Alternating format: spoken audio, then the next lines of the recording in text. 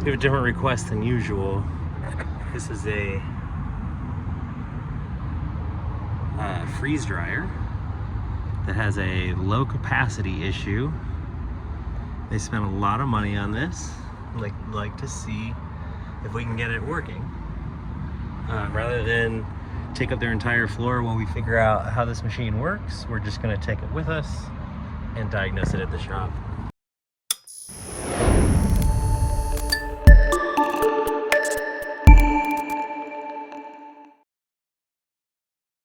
All right, we got a Harvest Right freeze dryer on the bench.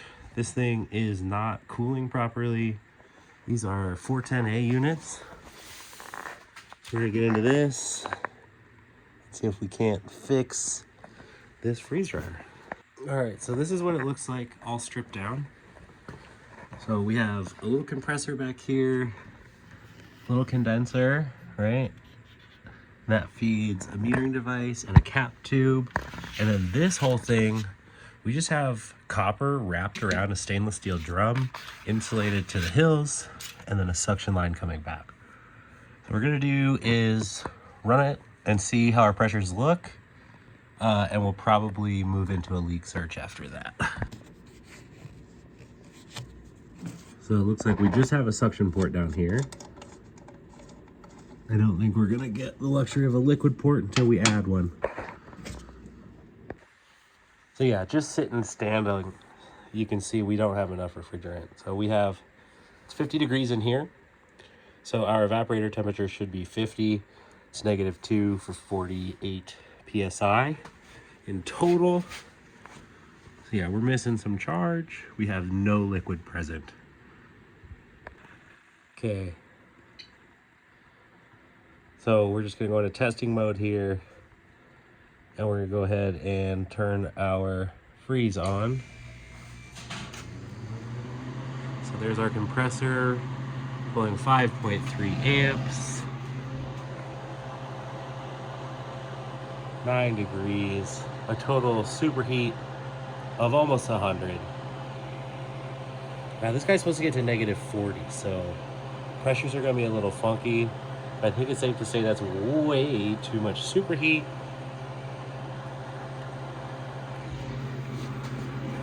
Yeah, our load is dropping, 4.4. Man, we sound low. You just hear refrigerant moving, a little coil over there.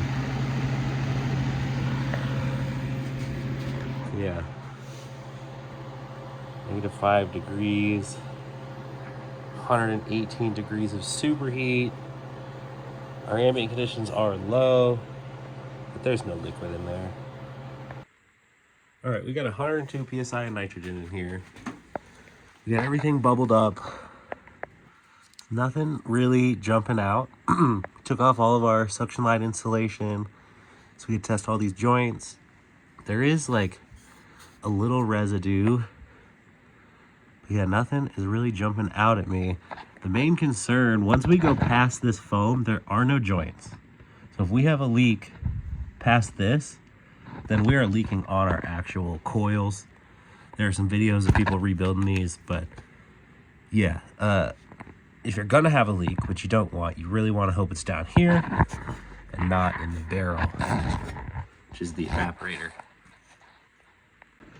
All right, so to replace this filter dryer, we're gonna go back with the cap tube filter dryer, and we're gonna put in a sight glass so that we can see the refrigerant and try to figure out if this is low again visually versus having to use our pressure.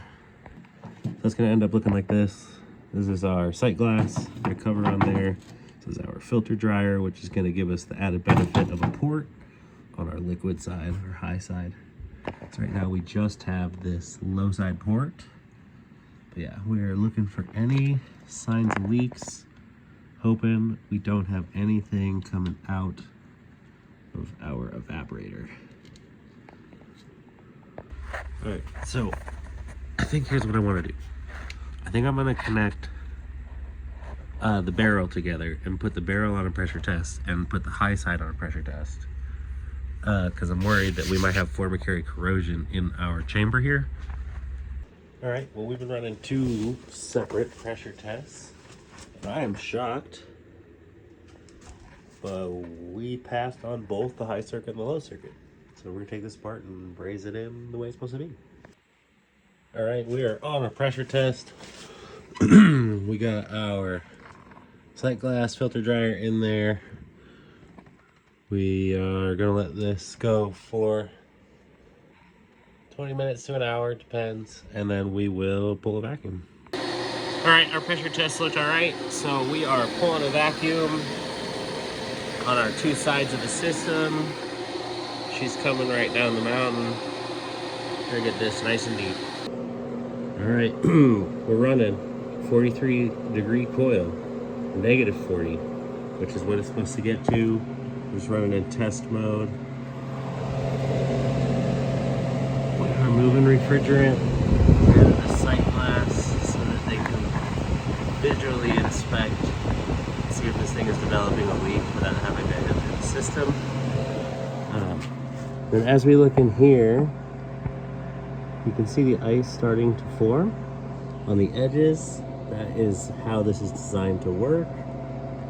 This whole canister will freeze up once this gets down to temperature, and that is what the refrigerant is for. For today was an interesting choice, but I'm not a designer of freeze dryers, so what do I know?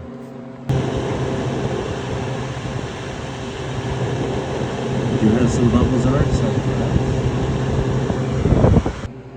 All right, almost 20 minutes. We're down close to 9 degrees Fahrenheit. You can see our frost pattern is nearing the front of our chamber now. We do have some slight bubbles in our sight glass. We're gonna keep an eye on that. Subcooling's 3.6. Our superheat's coming down. Our low pressure's hovering around 7, which is a -45-degree evaporator. Coming back -7. So she's getting her temperature.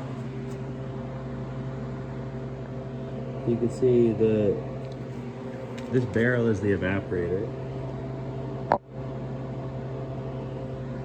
And we're just freezing out the walls. And while the freeze dryer is freezing and it pulls a vacuum, once all that's done, it needs to drain out, and you end up with a drain hose. So that's how these work.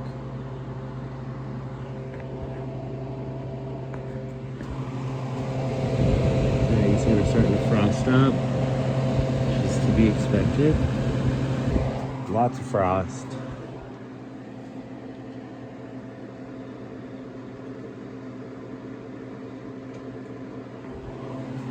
How's our freeze pattern? Near the front. We're down 33 degrees in 40 minutes. If this gets low again, take a check on there, but the other big piece is going to be how far up this ice comes. Right, so if we start to get low on charge, this ice line is going to get further and further and further back. And that's going to play a big part in quickly diagnosing if this is low on charge again. Back at its home.